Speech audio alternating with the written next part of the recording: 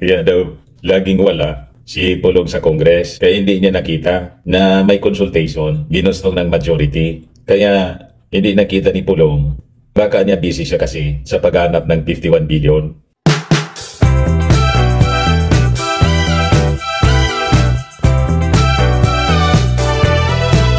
Sinupalpal mga kababayan ni House Majority Floor Leader Sandro Marcos si Pulong Duterte. Kasi sabi ni Pulong, ang pumili daw kay bagong speaker Boji D na ipinalit kay Speaker Martin Romualdez na nag-resign. Ang pumili daw si Sandro man lang.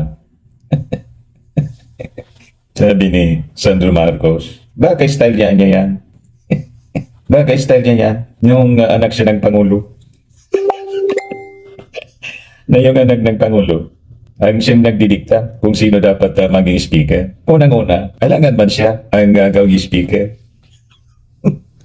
Diba? Ang Speaker of the House, mga kababayan, pinipili ng majority at usually kung sino yung pinaboran ng ating Pangulong Bongbong Marcos or any president for that matter, kung sino yung favored niya na maging speaker, yun ang uupong speaker. Nangyari yan sa lahat ng administrasyon. Kaya nga nung administrasyon, mga kababayan, ng kanyang tatay ni Digong, kung sino din ang binasbasan ni Digong, siya magiging speaker. Alangan man, gawin mong speaker, kaaway mo. Barkada niya ni Romualdez. Alaman, ilagay ni Speaker Martin. Kung baga may influensya si Speaker Martin. Alangan man, Duterte. O kalyado ni Digong. Siyempre yung kalyado nila. That is normal. Talagang mga taong ito. Ako ba, halimbawa ako ang presidente, ilalagay kong speaker, kaaway ko. Anong mangyayari niyan sa aking mga legislative agenda? Halimbawa, baliktarin natin. Duterte yung presidente. Halimbawa, si Sara naging presidente. Alangan man si Sandro ang speaker or si Martin. Siyempre, pipili sila ng tao nila. So, pag sa kanila, pipili sila ng tao nila. Ilalagay sa posisyon okay sa kanila. Pero yung Marcos, pag pumili ng mga kalyado, barkada, ilagay bilang speaker, galit sila. Kasi barkada, alangan mang kaaway. Walang natapos na trabaho, pagkaaway. Ganun po ang politika. Kung sino yung kapartido, yun ang ilalagay. Buti nga sa ating Pangulong Bongbong Marcos. Kahit mga dilawan, nilagay niya sa posisyon. Tulad ni Recto. Ngayon, barkada na ni President Bongbong Marcos, si Kiko Pangilinan. Walang politika sa ating Pangulo. Pero pagdating po sa legislative agenda, importanteng kaalyado. At yun ang mga ginagawa ng lahat ng Pangulo. Hindi man yan unique sa ating Pangulong Bongbong Marcos. Try ninyo na bumalik sa poder. Pagkatapos si Sandro gawin ninyong speaker.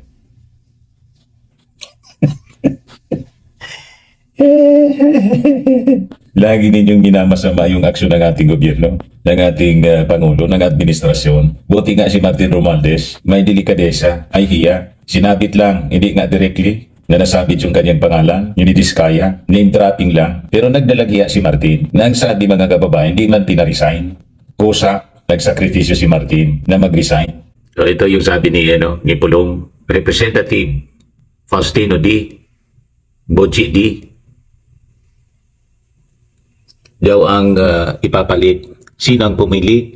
Wala iba kundi si Sandro Marcos. Sabi kanina ni Pulong Duterte, buinilda ni Sandro. Baka style niya nung anak siya ng Pangulo.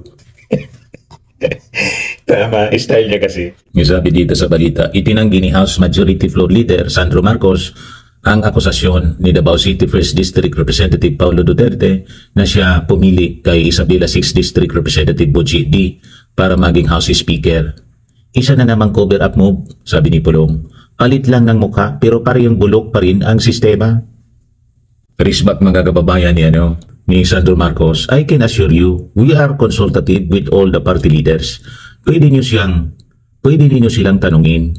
Kung nagpakita sana si Congressman Pulong dito sa trabaho sa sesyon, baka makikita rin niya. But I'm sure he is busy looking for the 51 billion pesos, patutsada ni Sandro Marcos. Kaya daw, laging wala si Pulong sa Congress. Kaya hindi niya nakita na may consultation, ginustong ng majority. Kaya hindi nakita ni Pulong. Baka niya busy siya kasi sa paghanap ng 51 billion. Matindi yung job yung job mga kababayan ni Sandro Marcos. So natututo na mga kababayan na bumuelta itong si Sandro Marcos. Dati, hindi nagsasalita ito ng ganyan. Pero sumusobra na kasi yung mga Duterte. Bumuelta ngayon ng 51 billion. Pisihan niya siya siguro sa kakahanap ng 51 billion. Nawawala yung 51 billion kasi mga kababayan na pork barrel ni Pulong kasi despite the 51 billion na inubos sa kanyang distrito, lagi pa rin bumabaha sa Davao. O diba? May may demokrasya sa Kongreso sa pagpipili ng magiging leader. Yung in-endorse ni Speaker Martin. In-endorse siya ni Speaker Martin. Sabi ni Deputy Speaker Ronaldo Puno sa interview kanina. O yan landslide po, 253 votes yung nakuha. Kaya si Congressman Kiko Barsaga nag-abstain na lang kasi gusto rin siya tumakbo pagka-speaker. Sabi niya mismo sa kanyang interview, mayroon na daw siyang isa o dalawa aboboto.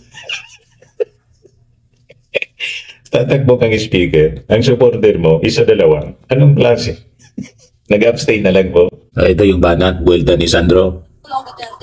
Move na naman daw po itong pag-resign ni Speaker, tapos kayo po pumilit kay Boji. Naku ma'am, baka style ngayon nung anak siya ng Pangulo, pero I can assure you that we are consultative with all the party leaders. Pwede mo silang tanungin. We met for plenty of weeks. Kung nagpakita sana si Kung Pulong dito sa trabaho at sa session, baka makikita din niya. But I'm sure he's busy looking for the 51 billion that was spent in his district. So nandito na siya. Sana nakita niya kung paano pinili yung magiging speaker. Ulitin natin kasi magandang pakinggan. Masayang pakinggan po. Long Duterte, move na naman daw po itong pag-resign ni Speaker, tapos kayo po pumilit kay Boji. Naku ma'am, baka style ngayon nung anak siya ng Pangulo, pero I can assure you that we are consultative with all the party leaders. Pwede mo silang tanungin. We met for plenty of weeks. Kung nagpakita sana si Kung Pulong dito sa trabaho at sa session, baka makikita din niya. But I'm sure he's busy looking for the 51 billion that was spent in his district. Saan? Sapul na sapul mga kababayan si Pulo sa kanyang pagmumuka. Kung sa vaccine mga kababayan, nakaw. Isinampal ni Pulo, ni Sandro Marcos sa pagmumuka ni Pulong yung mga gawain niya, pati yung 51 billion na hindi malaman kung saan napunta kasi yung Davao binabaha pa rin. Kung paano inubos yun. At malamang sa malamang makakalkal yun ng ICI, Independent Commission. Kasi po, walang sasantuhin ang pag-iimbestiga ng ICI po. At yung i-cover niya for the last 10 years, yun ang iimbestigahan mga kababayan. So, pasok na pasok yung administrasyon ng dating Pangulong Digong. At maging si Martin Romualdez ay hindi po sasantuhin. Walang sasantuhin po. Kaya mabuti na to na nag-resign si Martin Romualdez para wala siyang influensya sa pag-imbestiga. Tama po? At sabi ni Sandro, hindi iniling ng ating Pangulo na mag-resign si Romualdez. The Speaker asked for a meeting with the President and he gave his resignation and said that it was an honor to work with him and that he was stepping down to ensure the independence of the Independent Commission and so for not to protect the institution, for people not to say that he was using his influence to influence the ICI. I'm